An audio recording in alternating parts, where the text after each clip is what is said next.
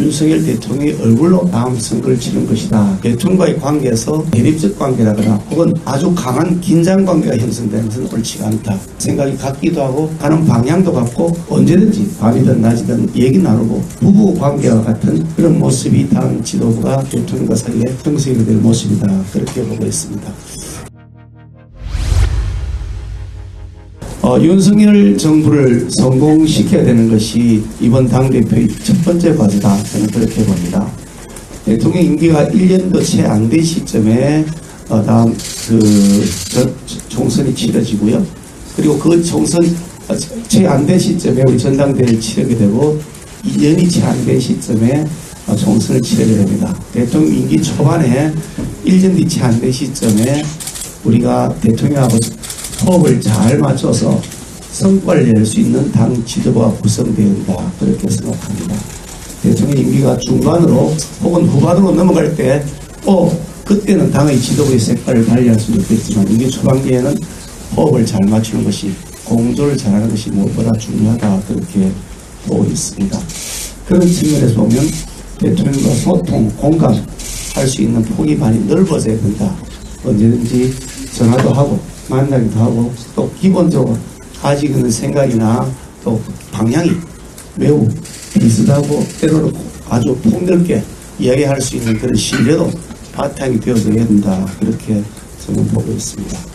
다음 당대표가 본인의 얼굴로 사실 이 총선을 치르는 것이냐 아니면 대통령의 얼굴로 총선을 치르는 것이냐 이런 질문들이 좀 있어서 제가 답변을 다음 대통령 선거는 윤석열 대통령의 얼굴로 치러지는 것이다 하고 답변을 드렸더니 그럼 다음 대표는 아무 의미 없는 무의미한 것이냐 이렇게 또 반론하시는 분들이 계십니다만 그 의미를 외국에서 해석하는 것에 불과합니다.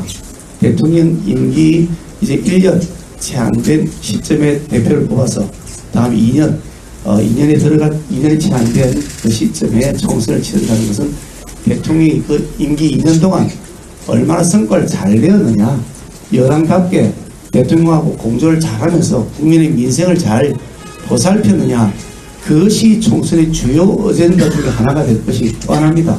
그 당의 대표가 누군지를 뽑는 방식이 아니라 우리 당의 대통령, 우리 당 출신의 대통령이 얼마나 일을 잘하고 여당이 어떻게 서로 업무 협조를 잘하고 민생을 살피느냐 그것을 보고 우리 당을 평가할 것이기 때문에 그래서 윤석열 대통령의 얼굴로 다음 선거를 치른 것이다. 그렇게 제가 말씀을 드리는 겁니다. 그런 만큼 대통령과의 관계에서 서로 간에 조금 대립적 관계라거나 혹은 아주 강한 긴장 관계가 형성되는 것은 옳지가 않다. 정의 그 관계를 따진다면 부부 관계와 같은 것이다. 생각이 같기도 하고 생각이 다르기도 하지만 그러나 가는 방향도 같고 또 필요한 일이 있을 때는 언제든지 밤이든 낮이든 얘기 나누고 그것도 필요한 얘기들 충분하게 공감할 수 있는 그런 부부 관계와 같은 그런 모습이 다음 지도부가 대통령과 사이에 형성이 될 모습이다. 그렇게 보고 있습니다. 그런 측면에서 본다면 아무래도 대통령과 여러 가지 소통을 공감하는 데 있어서는 제가 좀 더 나은 입장이 있지 않겠냐 그런 말씀을 드리고요. 두 번째, 저는 우리 당이 그동안 많은 어려움을 겪으면서 풍찬노숙도 했고 때로는 당이 거의 절체절명의 위기에 놓였던 그런 상황도 있었습니다만은 그러나 그 정통구성과 뿌리를 잃지 않고 왔기 때문에 오늘 다시 대통령 선거에서 우리가 이기는 성과를 얻었다고 봅니다. 그것도 정권 교체를 5년 만에 그동안 늘 10년 터울로 해왔던 관례를 빼고 그야말로 압도적 다수의 국회의석을 갖고 있고 문재인 대통령에 대한 지지율이 굉장히 높은 시점에 우리가 대통령 선거를 치른데도 불구하고 우리가 정권 교체를 이루었다. 그것은 바로 우리 당이 정통성과 뿌리를 지키기 위한 노력을 해왔던 많은 선배들도 있었고 그리고 활동하는 현직 정치인도 있었기 때문이고 무엇보다 당원 동지들이 치열하게 현장에서 그 목소리를 내어주셨기 때문이라고 생각합니다. 마포포럼도 바로 그와 같은 정통성과 뿌리를 지키기 위한 아주 중요한 우리의 전진 기술 중에 하나였다고 저는 믿고 있습니다.